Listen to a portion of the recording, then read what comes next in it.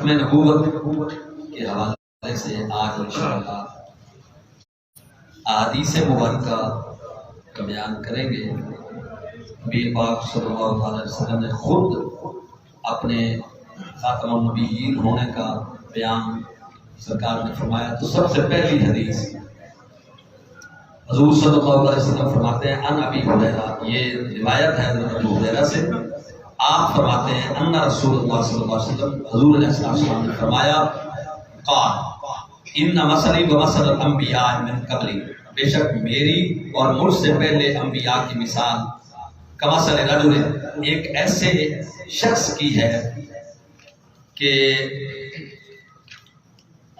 بنا بیتن، کہ جس شخص نے گھر بنایا، فآسنہ واجملہ، اس نے اس کو خوبصورت بنایا، آراستہ و براستہ کیا، زیب و زینت والا بنایا،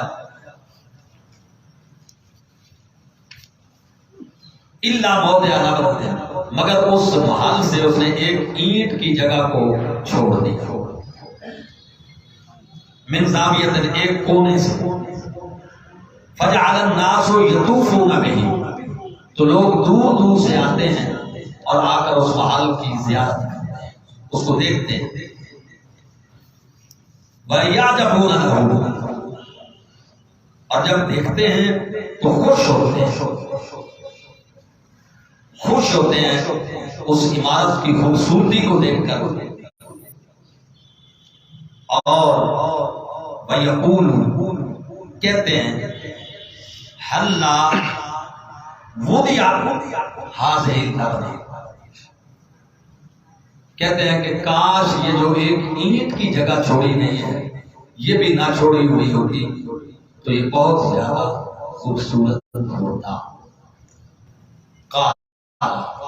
نبی پاک علیہ السلام نے فرمایا انا اللبنہ، وہ جو اینٹ ہے آخری چھوڑی ہوئی، حضور فرماتے ہیں وہ میں،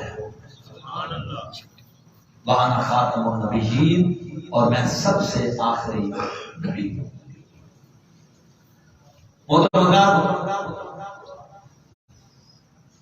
اسی حدیث پر حضور غزالی زمان کا ایک مرزئی سے مناظرہ ہوا کہ کاظمی شاہ صاحب رحمۃ اللہ علیہ کے ساتھ مناظرے میں ایک مرزئی مناظر نے اس حدیث کے حوالے سے اعتراض کیا۔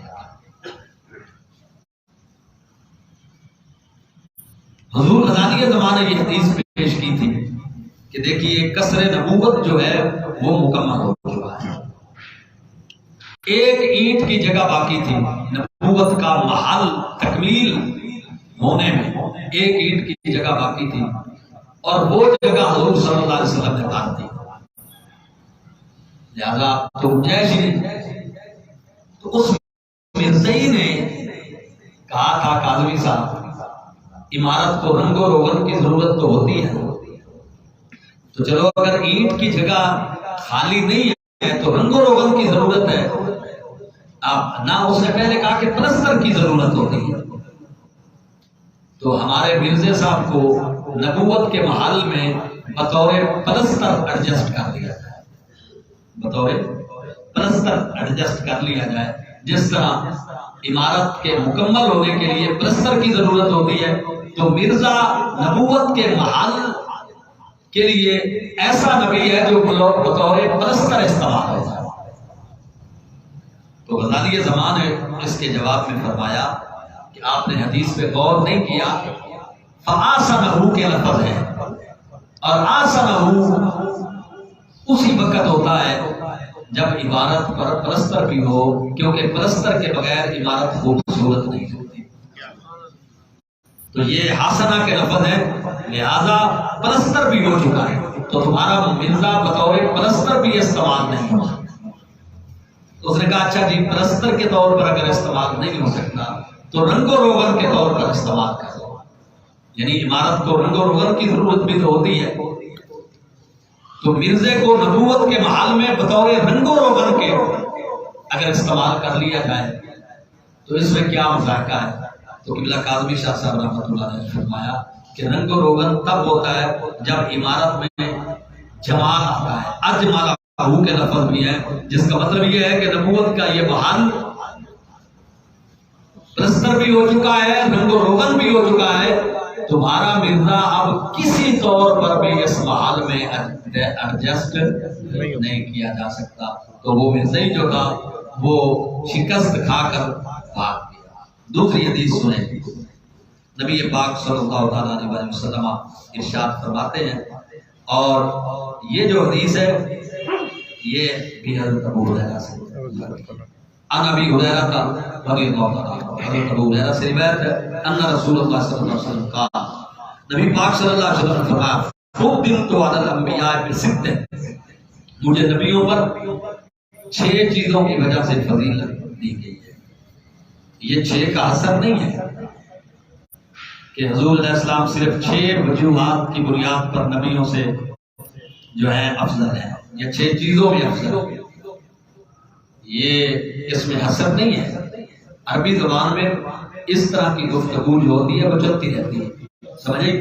علماء کرام نے، امام جلال الدین سیوطی نے نبی پاک کے 250 خصائص ایسے شمار کیے ہیں خصائص کبریٰ کے اندر جو کسی اور نبی میں نہیں پائے. سبحان اللہ. 250. اور اعلیٰ حضرت بریلوی رحمۃ اللہ علیہ فرماتے ہیں کہ یہ امام سیوطی کا علم ہے. اس سے آگے بھی کئی اور صاحب نظر ہیں، اور اگر غور کیا جائے تو اس سے آگے بھی نبی پاک علیہ السلام کی ایسی صفات جو ہے وہ سامنے آ سکتی ہے کہ جن میں نبی پاک کا کوئی بھی شریک نہیں ہے. یہ حدیث سنیں. اوتی تو جوامع الکلم، نبی پاک فرماتے ہیں کہ مجھے جوامع الکلم عطا کیے گا. کیا مطلب؟ کہ مختصر گفتگو، مختصر کلمات اور اثر سمندر سے بھی زیادہ ہے. ٹھیک ہے، اسے کہتے ہیں جوامع الکلم، کہ ایسا کلام جو مختصر بھی ہو اور فصاحت و بلاغت کے اعلیٰ معیار پر ہو. نبی پاک علیہ السلام فرماتے ہیں مجھے جوامع الکلم عطا ہے. اور یہ قرآن اور حدیث کی صورت میں آپ کے سامنے موجود ہے. منصرت بالرعب، حضور فرماتے ہیں کہ میری رعب کے ذریعے مدد کی گئی. وہ کیسے؟ ایک مہینے کی مسافت تک اللہ تعالیٰ نے نبی پاک کا رعب قائم فرمایا. جب حضور زہری حیات کے ساتھ موجود تھے، چاروں طرف سے، مدینہ شریف کے چاروں طرف سے 1 مہینے تک تیز رفتار گھوڑا اگر سفر کرے تو وہ 1 مہینے کی مسافت میں جتنا سفر کر سکتا ہے اتنا اللہ تعالیٰ نے چاروں طرف رسول اکرم صلی اللہ علیہ وسلم کی ذات کا رعب اور دبدبہ قائم کیا. نبی پاک صلی اللہ علیہ وسلم کی ذات ہے یہ. وَأُحِلَّتْ لِيَ الْغَنَائِمُ، حضور فرماتے ہیں کہ میرے لیے غنیمتیں حلال کی گئی. یہ جو جنگوں میں مال ملتا ہے نا، مال غنیمت، یہ نبی پاک کی امت کے لیے حلال ہے. یہ کسی اور نبی کی امت کے لیے حلال نہیں. کسی اور نبی کی امت کے لیے یہ مال غنیمت حلال نہیں تھا. یہ نبی پاک کی امت کو اللہ پاک نے حضور کا صدقہ مال غنیمت بھی عطا فرمایا کہ جو جنگوں سے مال حاصل ہو وہ آپ خود تقسیم. سبحان اللہ. وَجُعِلَتْ لِيَ الْأَرْضُ طُهُورًا وَمَسْجِدًا، پوری روئے زمین کو میرے لیے پاک بھی کر دیا گیا اور مسجد بھی بنا دیا. سبحان اللہ. ساری روئے زمین حضور فرماتے ہیں میرے لیے پاک ہو گئی اور مسجد بنا دی. پاک ہو گئی کس حوالے سے؟ کہ اس سے تیمم کر کے آپ نماز پڑھ سکتے ہیں، قرآن پڑھ سکتے ہیں، جنازہ پڑھ سکتے ہیں. پہلے مٹی پاک نہیں تھی. حضور کی آمد سے پہلے مٹی پاک نہیں، صرف وضو کرنا کا آپشن تھا، اس کے علاوہ کوئی آپشن نہیں تھا. حضور صلی اللہ علیہ وسلم کی آمد پاک پر اللہ نے مٹی کو پاک کر دیا کہ آپ مٹی سے تیمم کر کے جو سی عبادت کرنا چاہیں وہ آپ کر سکتے ہیں. مسجد کا کیا مطلب ہے؟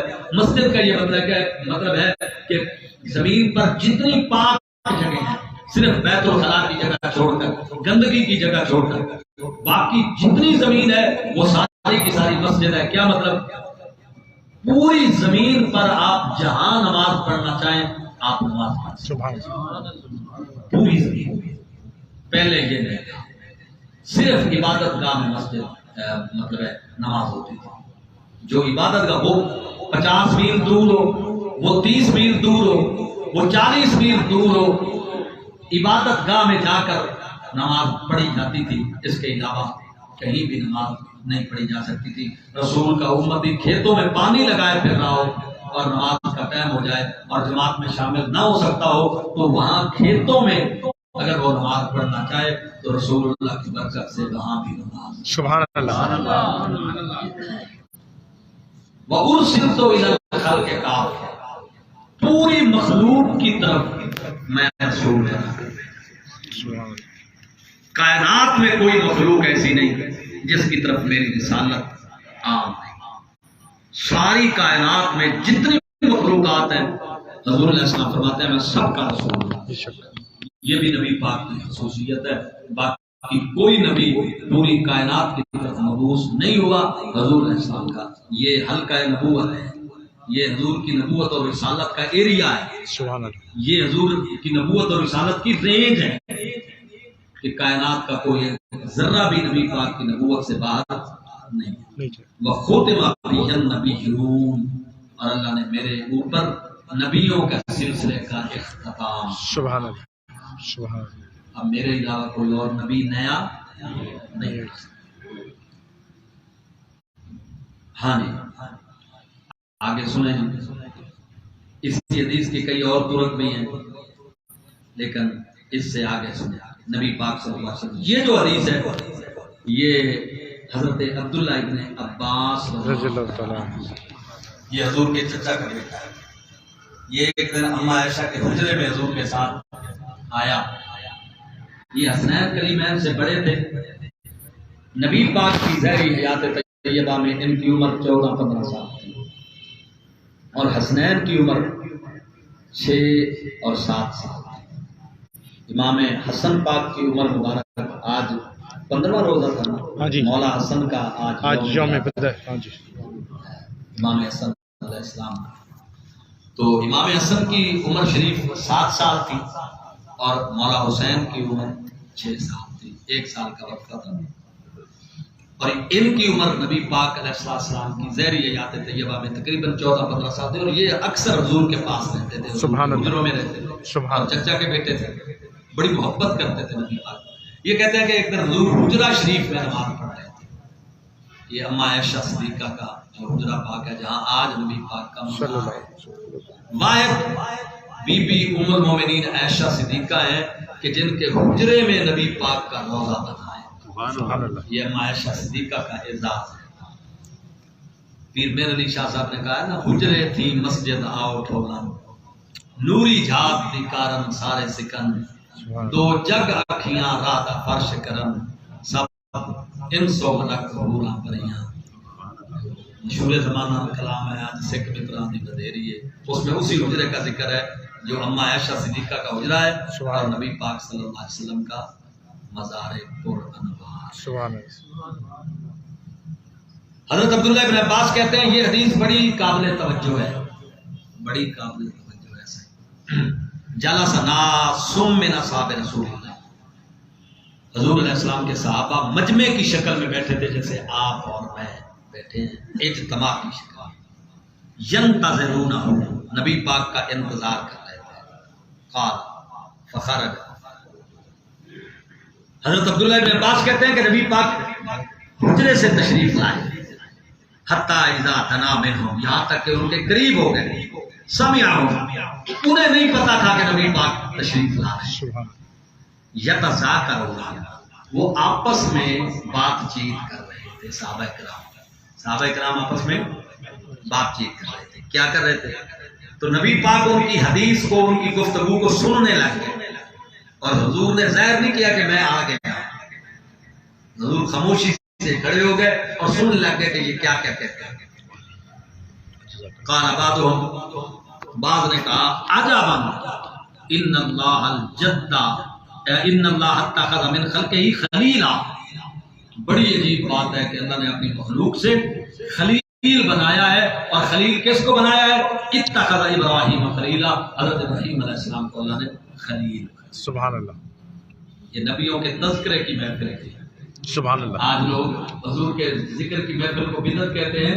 یہ نبیوں کے ذکر کی محفل ہو رہی تھی اور کون کر رہے تھے؟ صحابہ کرام. سبحان اللہ. عقل کے اندھوں کو یہ بھی معلوم نہیں کہ یہ مجلسیں یہ محفلیں تو رسول اللہ کے دور میں ہوتی ہیں. سبحان اللہ. یہ کیا ہے؟ یہ محفل ہی تھی کہ جس میں انبیاء کا تذکرہ ہو رہا تھا جی ہاں. اور صحابہ مگن تھے اور حضور سن رہے ہیں. سبحان. اچھا وقال آخر دوسرے نے کہا بے آجب من کلام موسیٰ کلم و تکلیم. ابراہیم علیہ السلام کو تو اللہ نے خلیل بنایا ہے لیکن میں تو حضرت موسیٰ علیہ السلام کی کلام پر ترجمہ کرتا ہوں کہ اللہ تعالیٰ نے انہیں کلام کا شرف عطا فرمایا اور اللہ نے انہیں کلیم بنایا ہے. کیا بنایا؟ کلیم. کلیم. وقال آخر ایک اور صحابی نے کہا فعیسیٰ کلمۃ اللہ وروح. حضرت عیسیٰ کو اللہ نے اپنا کلمہ قرار دیا ہے اور اللہ نے اپنی روح قرار دیا ہے. وقال آخر ایک اور صحابی نے کہا آدم و اصطفیٰ اللہ. حضرت آدم کو اللہ نے صفی اللہ بنایا ہے. حضرت آدم کو اللہ نے صفی اللہ بنایا. فخارج علیہ اتنے میں حضور علیہ السلام کے سامنے تشریف. سبحان اللہ. حضور جربہ گر ہو گئے. فسلم نبی پاک نے سلام فرمایا.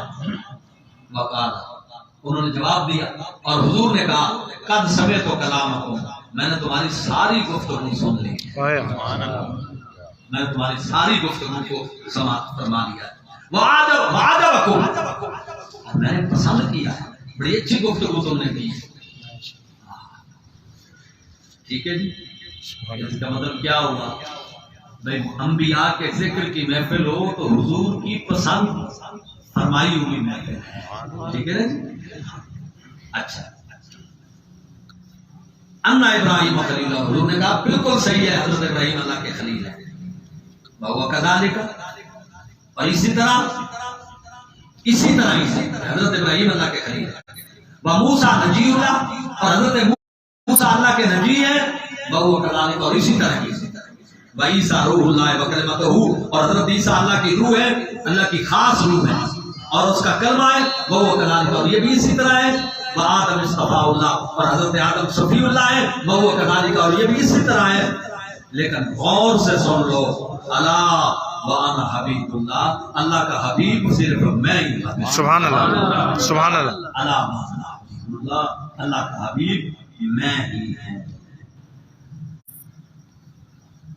بنا فخر مجھے اس پر فخر نہیں ہے. یہ میں بطور اس کے دو مفہوم ہو سکتے ہیں. اس کے دو مفہوم ہو سکتے ہیں.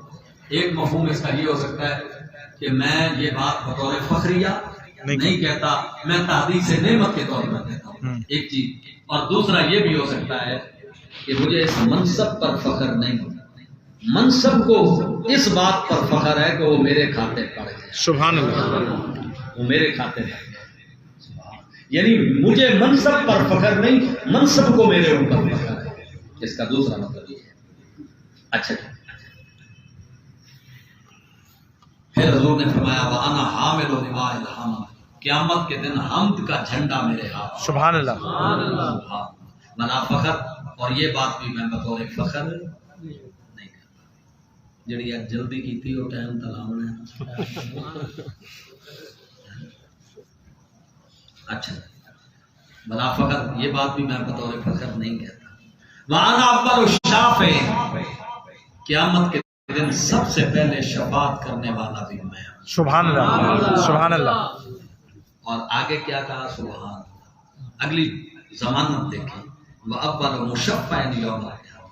اور جس کی شفاعت سب سے پہلے قبول ہوگی وہ بھی میں ہی ہوں. سبحان اللہ.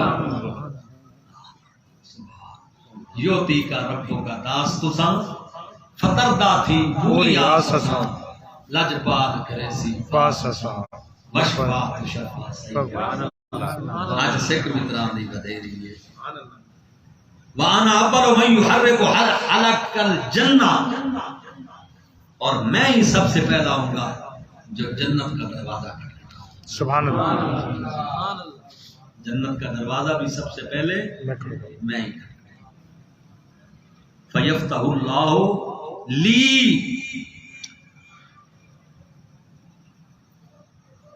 وَيُدْخِلْنِيهَا،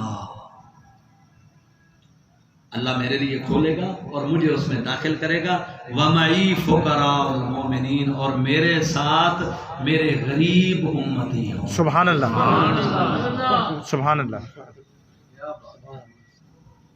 سنیں اب سنائیں 2.5 کروڑ دی لینڈ کروزر تے چڑھن والے فائدے چ نہیں یا غریب فائدے چ؟ غریب. ہاں؟ اب بتائیں ہم احساس کمتری کا شکار ہو جاتے ہیں. صحیح ہے بہت جلدی.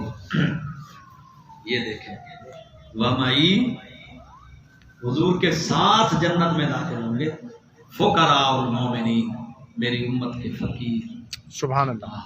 غریب، ٹھیک ہے نا جی، لو طبقے کے لوگ. اس کا ایک مفہوم یہ ہے. دوسرا مفہوم یہ ہے فقراء المومنین سے جنہیں ہم اپنی زبان میں اللہ کا فقیر کہتے ہیں، مثلا بابا فرید، سبحان اللہ. خواجہ غریب نواز، حضرت باؤ سلطان، حضرت غوث پاک، پیر پٹھان، پیر سیال، مجدد پاک، یہ فقراء. سبحان اللہ. یہ بھی اس کا ایک مفہوم ہے. ٹھیک ہے جی. ولا فخر، حضور فرماتے ہیں میں اس پر بھی فخر نہیں کرنا. وانا اکرم الاولین والآخرین، اولین و آخرین سے سب سے زیادہ عزت والا بھی میں. ولا فخر، اور مجھے اس پر کوئی فخر. نہیں ہے. اب بتائیے جی کیا صحیح کہ نہیں ہے؟ سبحان اللہ. حدیث پاک سن کے یہ ہمارے نبی کی عظمتیں ہیں. کتنا کرم ہے ہم پر حضور کا، جتنا شکر کریں تھوڑا ہے. بے شک. جتنا شکر کریں. یہ تو بدبخت لوگ ہیں جو میلاد النبی کی محفلوں کو، ذکر مصطفیٰ کی محفلوں کو بدعت کے فتووں سے نوازتے ہیں. یہ قسمت کی بات ہے، حقیقت بات ہے، یہ اپنی اپنی قسمت کی بات ہے. کیا ٹائم ہو گیا؟ 9:30. 9:30. چلو آخری حدیث. عن جابر بن عبداللہ، حضرت جابر بن عبداللہ کی حدیث ہے. انا قائد المرسلین، نبی علیہ السلام فرماتے ہیں میں قیامت کے دن رسولوں کا قائد ہوں گا. سبحان اللہ. ولا فخر، اور پھر مجھے اس پر فخر نہیں ہے. وانا خاتم النبیین ولا فخر، میں ہی ختم نبوت کا تاج دنیا میں پہن کر آیا، قیامت میں بھی میرے سر پہ یہ تاج ہوگا اور میں اس پر فخر نہیں کرتا. وانا اول الشافع و مشفع، اور سب سے پہلا شافع بھی میں اور سب سے پہلا مشفع بھی میں. ولا فخر، اور میں یہ بات بطور فخر نہیں کرتا. تو مجھے بتائیں یہاں کسی جھوٹے کی کوئی گنجائش ہے؟ کسی 2 نمبر کی. دیکھیے ختم نبوت کا مسئلہ اتنا اہم مسئلہ ہے کہ ختم نبوت کی جنگ میں 700 صحابہ ایسے شہید ہوئے ہیں جو قاری قرآن، سبحان اللہ. حافظ قرآن. اللہ. صدیق اکبر کے دور میں 700 حفاظ صحابہ، قرآن کے حافظ صحابہ کی قربانی دی گئی ہے ختم نبوت کے مسئلے کے لیے. آج جس کو لوگ ایسے سمجھتے ہیں،